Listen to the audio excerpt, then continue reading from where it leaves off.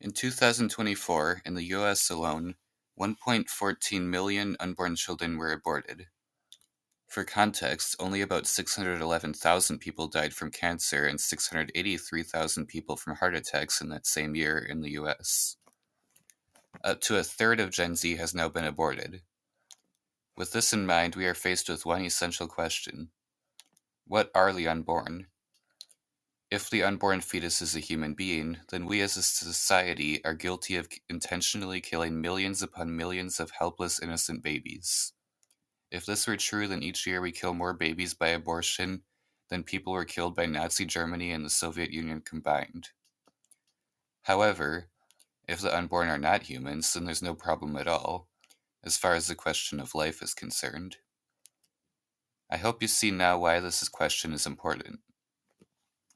Though this is a polarizing topic, I hope that my arguments are received by my opponents with an open mind so that we may come to an agreement. To summarize my argument, Premise 1, the unborn are human persons. Premise 2, intentionally taking the life of a human person is morally wrong. Premise 3, abortion intentionally takes the life of the unborn.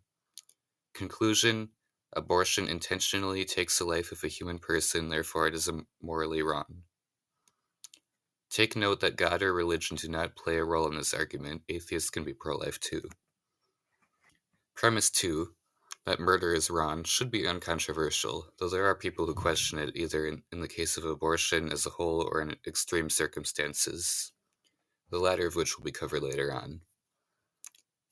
The people who acknowledge that the unborn are human and approve of their murder anyways are relatively rare, so we will address that when we get to specific arguments against the pro-life position.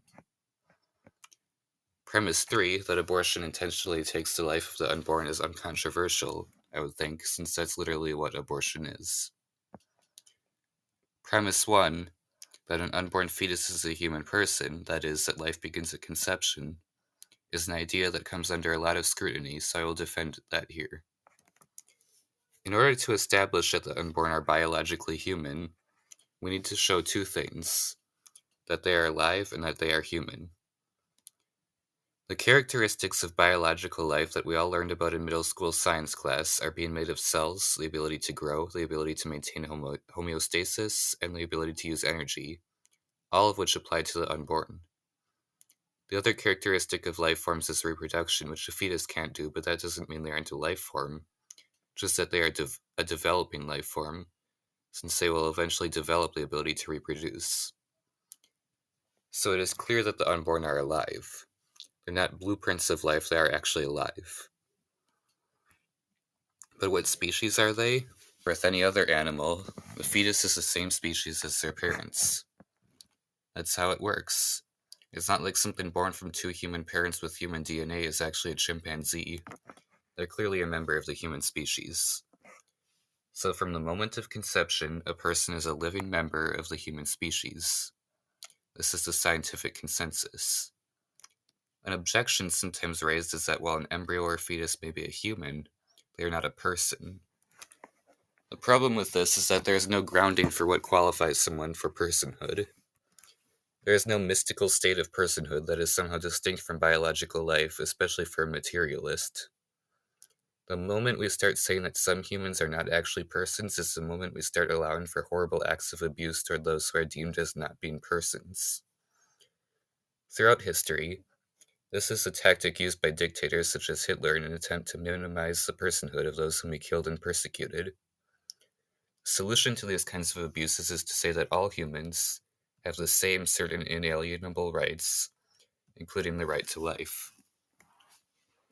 That is the basic argument for the pro-life position. Over the years, this position has been subject to numerous attacks, which I will take the time to respond to now. One justification for abortion is that we can't actually know what an unborn child is, whether they're alive or not. Even if this were the case, which is not, it would not follow that this would permit abortion. If you saw a bush rustling and you didn't know what was in it, you wouldn't just shoot at it since it might be a person. As long as there's a chance of killing an innocent person, then you shouldn't risk it. You should err on the side of preserving life rather than destroying it. A frequent tactic used by pro-choice advocates is to qualify a person's right to life with certain requirements. The most common of these is vitality.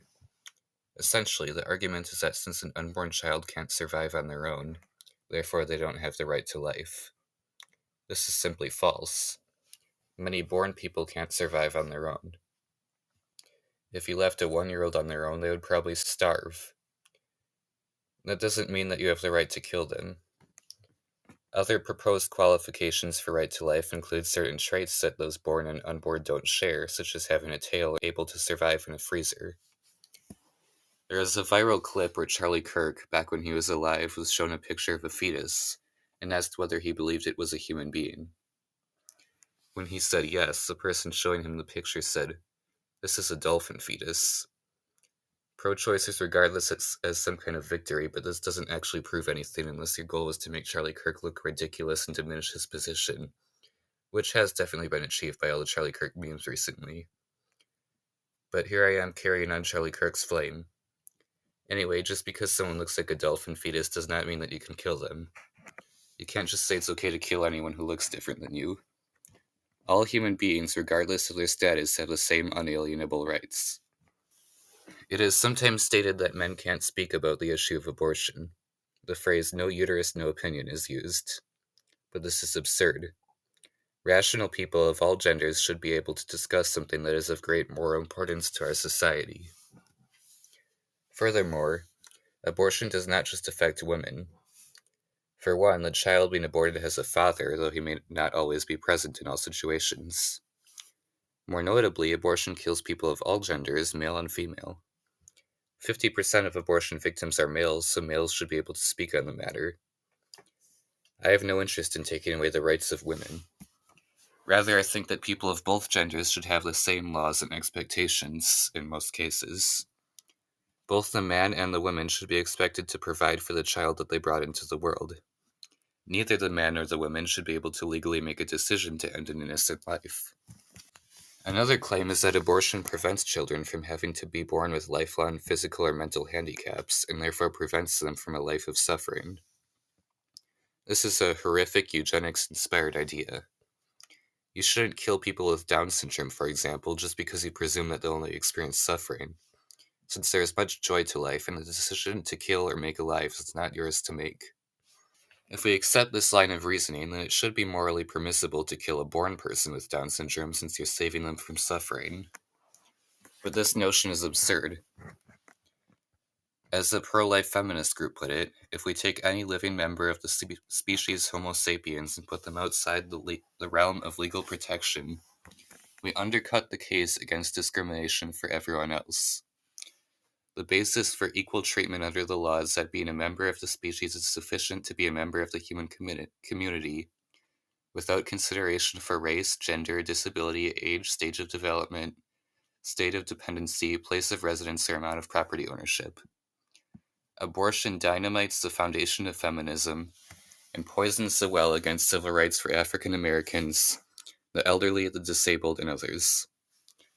Look at me reading feminist literature. I'm 6'4", by the way. I'm kidding, by the way, I don't agree with a lot of feminists. A common tactic used by pro-choice advocates is to slander the character of the pro-life advocate. Planned Parenthood said the anti-abortion leaders really have a larger purpose. They oppose most ideas and programs which can help women achieve equality and freedom. They also oppose programs which protect the health and well-being of women and their children. Life is not what they're fighting for. What they want is a return to the days when a woman had few choices in controlling her future. It's also frequently stated that pro-lifers don't care about helping women in difficult conditions, and they only care about the baby until it's born. They may also divert the argument to talk about some other issues such as the death penalty in an attempt to show their opponents to be hypocrites. I don't even have to respond to these accusations because this is an ad hominem fallacy, attacking your opponent's character rather than their argument. Even if pro-lifers were horrible people, that wouldn't have any bearing on the strength of their position. However, it is not true that pro-lifers only care about babies before they're born. There are many crisis pregnancy centers and abortion alternatives offered by pro-life leaders. Oftentimes they'll help for free while Planned Parenthood just wants your money. Secondly, being in favor of things like the death penalty does not conflict with being pro-life, since killing murderers is done in an attempt to preserve innocent life. Being in favor of the right to bear arms is also not contradictory with the pro-life position, whether you hold to that or not, since guns are used for many purposes, including self-defense, while abortion is always used for murder. Also, it is worth noting that for how large the pro-life side is, there is a low amount of acts of violence against pro-choicers, especially since from our perspective, the pro-choicer is supporting or partaking in the murder of an innocent person. Now we have to talk about the extreme cases that are often used to justify abortion. Hopefully this section doesn't get this video taken down, because now we need to talk about rape and incest. I did already talk about this back when I made Instagram Reels. I hope to get back to that someday, but I'll be going in more depth here. When a horrible abuse is committed against a woman and she gets pregnant, there are 3 people involved. The dad, who did the rape, the mom, and the baby. The guilty party here is obviously the dad, and the baby is obviously innocent, since they weren't around when the crime happened. Therefore, the dad should be the one to be punished, not the baby. We don't even have the death penalty for rapists in America, for better or for worse. So why should an innocent party be killed? Also, we shouldn't let rapists cover up their crimes by killing off the evidence. Regarding cases where the mother's life is in danger if the baby survives, this is a bit complicated. Whichever of the 2 lives can be saved should be saved. Oftentimes, there are safer procedures than an abortion to solve this issue, such as a C-section. Also, why are the issues of rape, incest, and a threat to the mother's life used to defend abortion more broadly? These 3 situations are only the reason for 0.7% of abortions. It seems to me that pro-choicers are using the 0.7% of very emotional cases and using them to either justify 100% of abortions or to make the character of the pro-lifer look bad. The pro-life position relies on the presupposition that killing another life for the sake of preserving your own freedom to choose what to do with your own life is morally abhorrent. But the pro-choicer may try to argue that this is not the case in all scenarios. One way they do this is with the analogy of a violinist. Let's say you were kidnapped by a society of secret violinists who forced you to be connected to their dying violinist leader for 9 months in order to prevent his death. In this scenario, most people would say that you have the moral right to cut yourself off from the violinist and let his death happen, in order to preserve your freedom to choose what to do with your life. But why don't I say the same thing about abortion?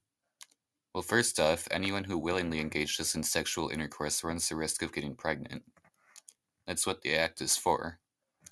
If you're pregnant, then 99% of the time you weren't kidnapped and forced to carry around a baby.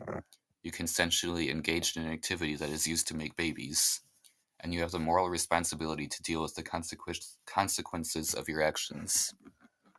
So this analogy only works in the rare case of rape, which we already covered. Secondly, there's a difference between cutting yourself off from a violinist and letting them die of natural causes, and actively killing a baby by unnatural means. Third, most people would agree that the parent has a natural duty to care for their child, whether you believe that is because of an absolute moral law or societal constructs. But you don't have a natural duty to care for a random violinist.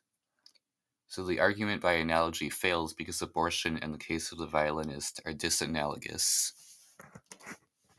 Now we have responded to every popular argument for abortion. If anyone watching this still has objections, feel free to leave them in the comments below, and I might make a follow-up video responding to those comments. Now I'd like to directly address the pro-choice crowd. To quote the musician Bob Dylan, how many deaths will it take till he knows that too many people are dying? How long will it take you to admit that the unborn baby is truly a human being, as the science clearly shows, and how long will it take you to admit that killing children is wrong? Throughout history, numerous groups of people have been denied the rights of other people groups, but this issue of abortion is particularly egregious because of how widespread it is, and how it exists in our modern, higher morality than we had in the past. The pro-choice movement is built on lies, and I hope I was able to expose some of those lies in this video. If I was wrong, then tell me why. Next, I'd like to address the Christian pro-life crowd, since they likely make up most of my audience. I haven't spoken about religion yet, but now I'm talking directly to Christians. Though the fight is fierce and the warfare is long, don't give up on fighting to preserve innocent lives. This is a battle that must be fought both legally and socially. We need to make abortion be seen for what it truly is. That being said, do not hate those who are on the pro-choice side. They are deceived, and Christ died for them too. For we wrestle not against flesh and blood, but against principalities, against powers, against the rulers of the darkness of this world, against spiritual wickedness in high places. The issue of abortion, our fight against murder and lies, is a war, but it is a war against the father of lies, who is a murderer from the beginning, Satan. When he lies, he speaks his native tongue. This is good news for us because we know how the battle against Satan is going to end. Christ has defeated Satan forever by his resurrection. He has crushed the serpent's head underneath his foot, cast him out of heaven, and destroyed the enemy's works forever. Those babies who are aborted now live eternally with God, who watches over them, and they shall never again face harm. They get to grow up in a far better place than any of us ever did. Finally, I'd like to end this video with the gospel. Science and reason can tell us that abortion is wrong and someone who gets an abortion is a murderer, but only God's word can give us grace for the murderer. If you feel guilty because you are in some way responsible for an abortion, which is quite common for women who have abortions since deep down they know it's immoral, there is hope. As Paul said, the saying is trustworthy and deserving of full acceptance, that Christ came into the world to save sinners, of whom I am the foremost. Though we have all sinned and fallen short of the glory of God, he forgives us and gives us a new life by his word and sacraments. Even the chief of sinners receives full forgiveness at the cross of Jesus Christ. When I said earlier that the devil is responsible for abortions, that was only one of Satan's tactics. Satan hates God's creation, and he wants it destroyed, whether directly in the case of abortion or by accusations of guilt towards those who listen to his temptations. The word Satan literally means accuser. But as Revelation 12:10-11 says, "And I heard a loud voice in heaven saying, Now the salvation and the power and the kingdom of our God and the authority of Christ has come, for the accuser of our brothers has been thrown down, who accuses them day and night before our God. And they have conquered him by the blood of the Lamb and by the word of testimony, for they loved not their lives even unto death." With all that being said, if anyone watching this is interested in going deeper into the topic of the morality of abortion, I recommend the book Pro-Life Answers to Pro-Choice Arguments by Randy Elkhorn, and the YouTube channel The Council of Trent, both of which were useful in making this video. Also the website abortionno.org, which is used by the organization Center for Bioethical Reform, as images and videos of what abortion is really like. They are very graphic, and I don't think I can show them on YouTube, but they are useful for forcing people to think about the gross reality of abortion, so I recommend checking them out at your own risk. There was a time last year when I went on a crusade on my Instagram account and started posting those pictures. Surprisingly, my account is still around and didn't get taken down. Anyway, thank you for watching, and I'll see you all in the next video. God bless.